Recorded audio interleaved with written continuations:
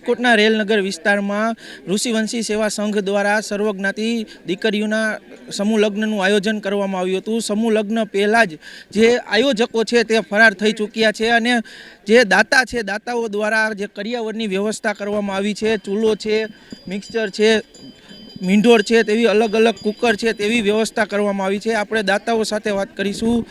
આપનું નામ? કૃણાલ ચોલેરા। કૃણાલભાઈ, આજે આપણે કરિયાવરની દીકરીઓની વ્યવસ્થા કરી છે, શું કહેશો?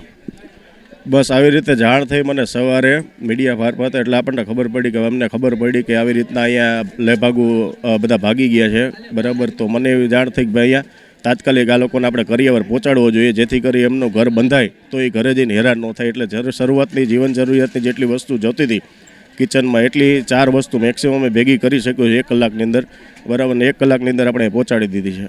કેટલી દીકરીઓને કરિયાવર આપવામાં આવશે આપના તરફથી જે ઘર વપરાશનું? 28 વરઘોડે હતા, મને એવી જાણ થઈ હતી મીડિયા મારફતે, એટલે મેં 28 કીટ તૈયાર કરાવેલી હતી। અત્યારે મને પોલીસ પ્રશાસને એમ કીધું કે અહીંયા હું હજી બીજી રિક્ષા નીકળતી હતી 15ની, તો મને એમ કીધું કે ભાઈ તમે બીજી છે ને આપણે ડાયરેક્ટ એ લોકોને ઘરે પહોંચાડી દઈશું। એટલે અહીંયા મારે અત્યારે 15 પહોંચી ગઈ છે, બાકીની 13 તૈયાર છે ગોડાઉન।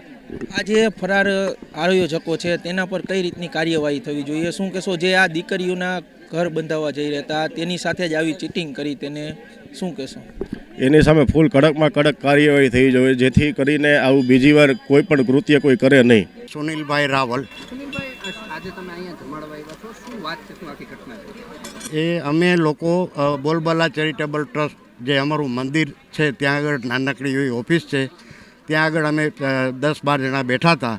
ત્યાં આગળ અહીંયાથી સમૂહ લગ્નમાંથી કોઈકના ફોન આવ્યા કે આવી રીતે સર્વજ્ઞાતિ સમૂહ લગ્નનું આયોજન હતું અને ત્યાં આગળ 300થી 400 જણાને જમવાની વ્યવસ્થા અત્યારે કોઈ જાતની છે નહીં, પીવાના પાણીની વ્યવસ્થા નથી।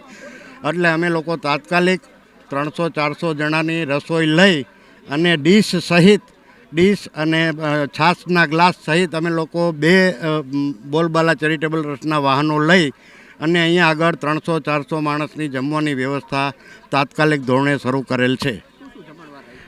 જમણવારમાં જાંબુ છે, ગાંઠિયા છે, બૂંદી છે, ભાત છે, પછી ટમેટો સૂપ છે અને શાક સંભારો ને એવું બધું છે।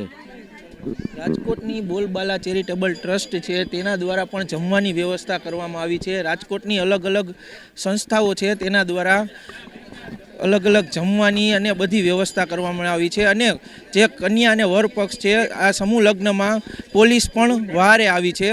કેમેરામેન જય વ્યાસ સાથે પાર્થ ભટ્ટી, અબ તક ચેનલ, રાજકોટ।